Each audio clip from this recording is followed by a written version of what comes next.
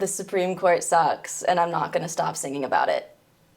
Hi, I am Judah Lourde. I am a singer, songwriter, and performer based in LA, mainly right now with the Judah Lourde Initiative. I'm doing this kind of percussive indie filtered through art pop, folk, and industrial sounds as well. If I were to call it anything, my specialty kind of lays in transforming trauma into something beautiful and useful for people like me. So queer people, people of color, women, people that experience discrimination as women.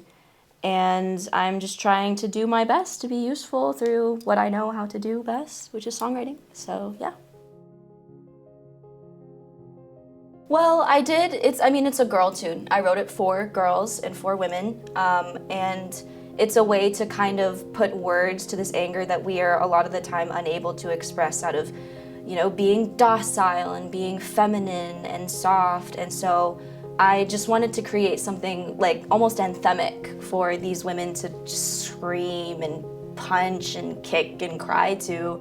I had wanted to write a song about female empowerment for the longest time. Since I began songwriting, I just never felt like I had the tools and the resources in the band to kind of back up the sound that I wanted. So when I wrote One by One, in the media we were kind of hearing like the first little working parts of the Supreme Court overturning Roe v. Wade. And I was like, I have a band, and people kind of, sort of, ish know who I am. This is the time to do it. How it's just important to mitigate those things and be aware of them no matter who you are. And so I think the main pillar is just general awareness and representation as well. Do you consider the music you make activist music?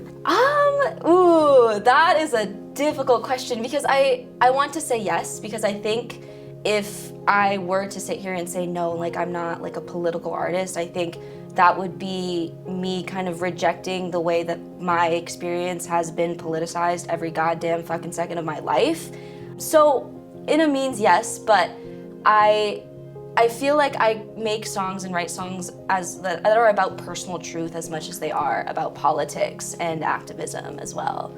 The anger that cultivates through experiences of discrimination as a girl and your girlhood being on the line the way that it is today, yeah, that anger will never really go away, I think. And so I listen back on it now and I feel probably worse than I did when I wrote it, because that was before the Supreme Court actually overruled Roe v. Wade. And so looking back on it now, it just feels like a massive uphill battle every time, and it exhausts me. I like to call it a cocky feminist banger about just general bullshit that you have to deal with as a femme person in the music industry and in society, in any microcosm of life, any space. And I just wanted to talk my shit, basically.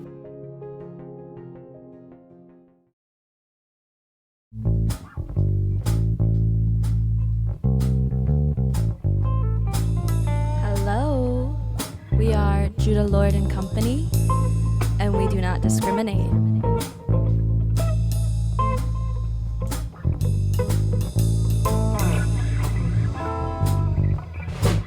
Wake up, counting blessings and learn a lesson in divine feminine. Put on my tea and smoke my breakfast, 'cause I read online that it keeps you thin. I miss being 15 and foolishly thinking that I am exempt from the eyes of the men, from the monsters of men for every millisecond when they'll call me too cocky, too pretty for my own good. Just for getting out of bed the way that I should. I'll get comfortable living rent-free in your mind till it's done. I'm taking names and I'm doing it one by one. One by one. One by one.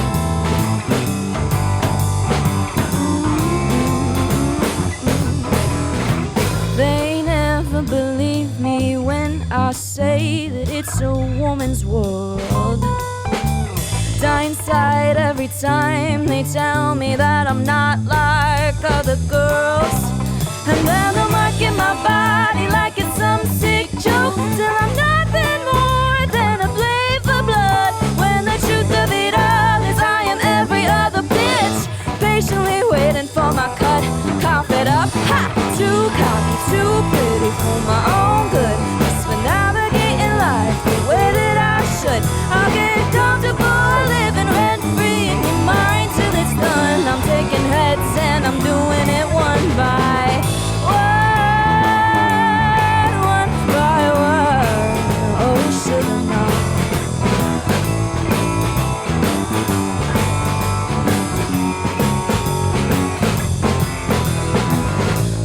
1 for the cowboy killers, 2 for the sake of sexing it up.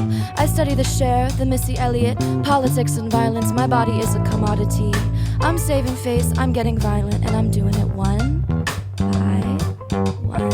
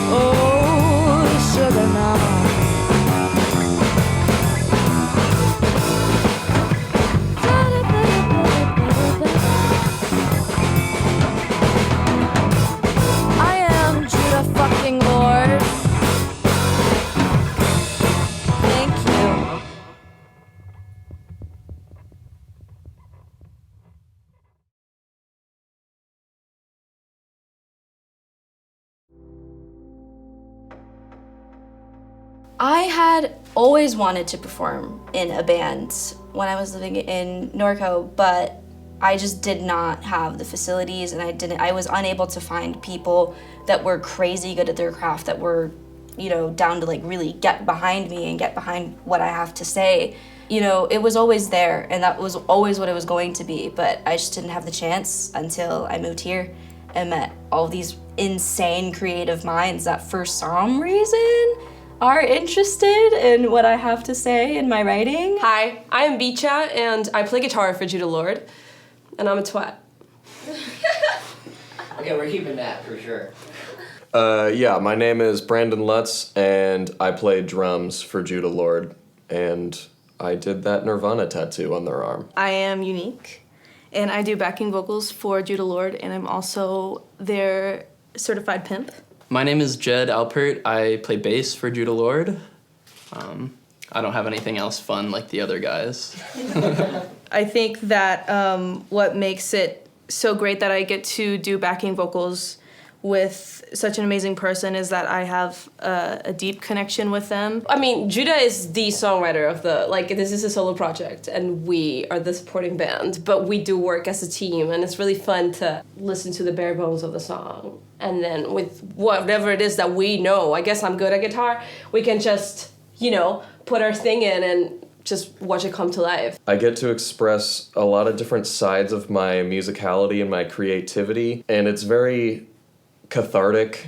I don't know, there's just this feeling I get when I'm playing and writing with all of them, and it's a good feeling, All right, so the backstory for A Chance at Requiem, this one's an interesting one, actually. So I had this bridge that I'd had written since I was 16, barely 17 maybe, from when I was still living in northern Colorado, and I just, for the life of me, could not fucking finish the song.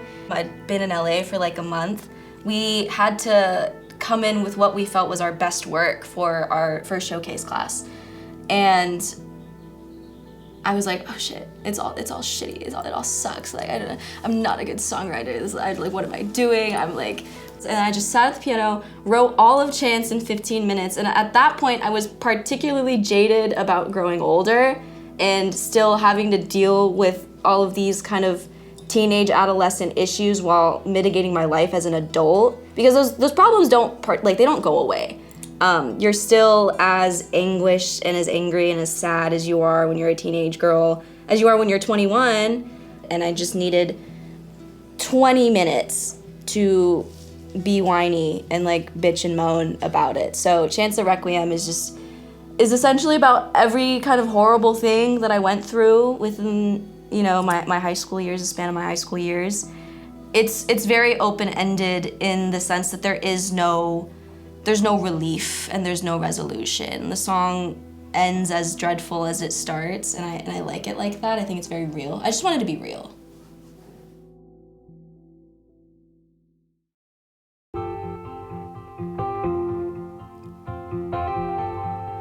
I was 13 in a skate park, the eastern end of town. Oh, the older boys were kind enough to let me eat the ground. They said, you'll learn this way each time you fall harder.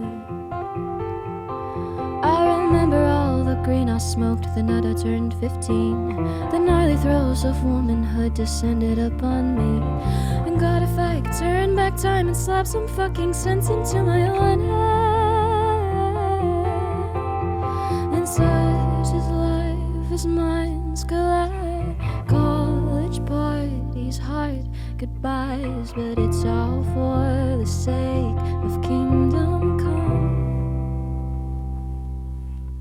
It's the first day of the second year when I lay eyes on him. He's an older boy who's in a band. He stands at 5'10". And God, if I could turn back time and slap some fucking sense into my own head. Our habits slowly ruined us, but I was young and bold. And sometimes he hit harder than the fickle lies he told. And I lost my virginity at 15 to a boy who's barely human. And such is life, bodies collide, basement parties, dull goodbyes, but it's all for the sake of kingdom come.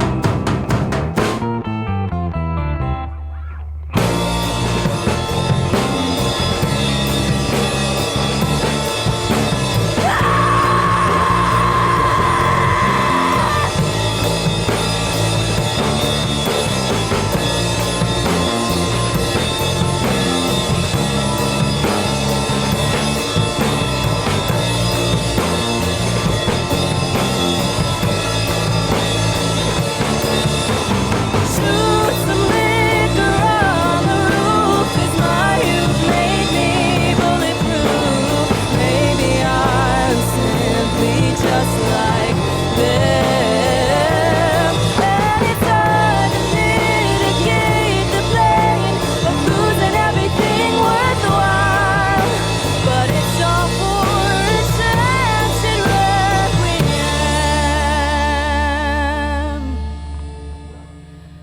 But it's all for a chance at requiem.